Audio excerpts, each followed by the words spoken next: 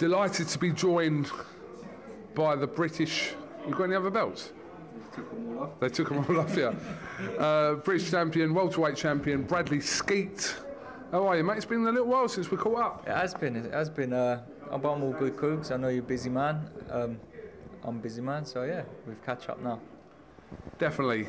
Now you're out in action on the 2nd of June in Essex, defending your title finally against Shane Singleton. Yeah, what's it, 5th time lucky now. But yeah, like I say, I think I'm turning into an Essex boy now. My last fight was here. I'm here tonight and back here again on the 2nd of June. What do you reckon? I get accepted, Cougs? Yeah, honorary Essex person. We can deal with that. You dress like you're from Essex anyway. I don't know about the hair though. I need the little sweep, but I don't grow no more, so they might give me a blow on that one. I mean, talking to you earlier on, it seems like you just kind of want to move on to the next level, but you can't until obviously this is done and dusted with Singleton. Is that the case? That's it. And then after Singleton, it's going to be Dow Evans. So it's. Do you know what? A lot of people saying to me, move on, and oh, you can always come back to it.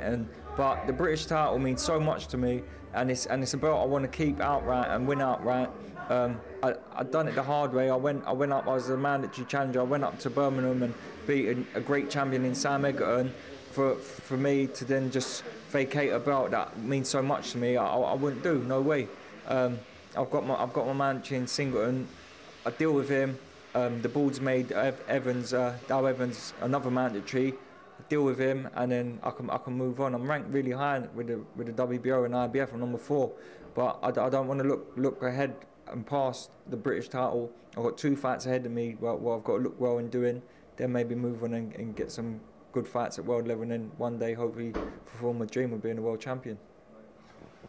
Since you won the British title, was it an immediate plan of yours to obviously doing what you're going to do and keep the belt, or want to keep the belt outright, should I say, but would you have assumed that it would have been done in a shorter space of time than it's going to take you? Because I won it last March. I've made 1 defence, so it's been a long time, and I just would have loved to just get it wrapped up and done, get the 3 defences and done, but it hasn't worked out that way. It's just one of them things. It's boxing, but now obviously this fight's going ahead now, June the 2nd. Get Singleton out of the way. The ball's made Dow Evans. They says the winner of us 2 got to defend against him. Get him out of the way, and then it's finally done. Do you know what I want to get a quick turnaround. I want to deal with Singleton and then I want to get out again straight away. I want to fight again straight away. We know boxing is a sport that's really based on opportunity, sometimes ahead of anything else. So if there was an opportunity that came, obviously not immediately before the Singleton fight, but after that, which prevented you from being able to keep the British title, or the chance to keep it, is that something you would consider if it was big enough? Definitely. It's a business at the end of the day, Cougs. It's a business, and like I say, I'm ranked really high. If a big opportunity, and it will have to be a big one and beneficial to me, then I'll be stupid not to look at that. But it's the British title I want outright, and like I say, if I get Singleton out of the way, and then I want to go again straight away. I want to get outright and move on, and then I'm free. The WBO Europe I've been stripped of now because I haven't defended. Obviously, I've been waiting to defend this British. The Commonwealth I've vacated, so literally I'm holding the British title. Once that's done, I can move on into world level. We recently saw Sam Eggington quite brutally win the European welterweight title.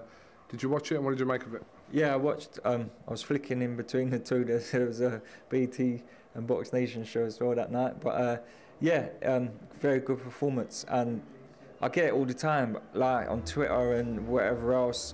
Oh, look at Sam Eggington. Since you beat him, look what he's done. You ain't done nothing. Like, I get it all the time. But do you know what? I don't base my career looking on what Sam Eggington's doing, and I'm sure he don't base his career looking what I'm doing.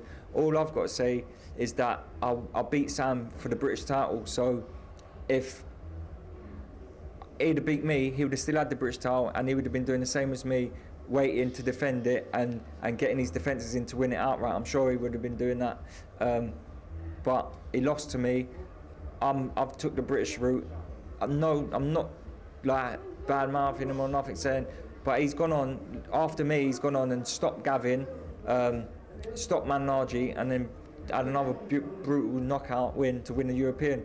Yeah, our old man's up. He has gone on and done better than me since I've beat him. But once I want to win the British title outright. So if I'm stuck at domestic level, that's what I'm doing. That's what I'm doing. But you know what? It's a fight. What can happen again? It's a big fight. So if it can happen again down the line, it can happen. But I don't need to chase him, and I'm sure he ain't going to be chasing me. The next level for you after British, is it that in between stage of between a world title and the British title, possibly European, which he instantly holds, but or do you go from there, because you've had relative experience now anyway, to maybe bypass that and test yourself at world level? Because like we know boxing, yeah. Look at it. Sam's the European champion. You was there the night I beat him, and I beat him well.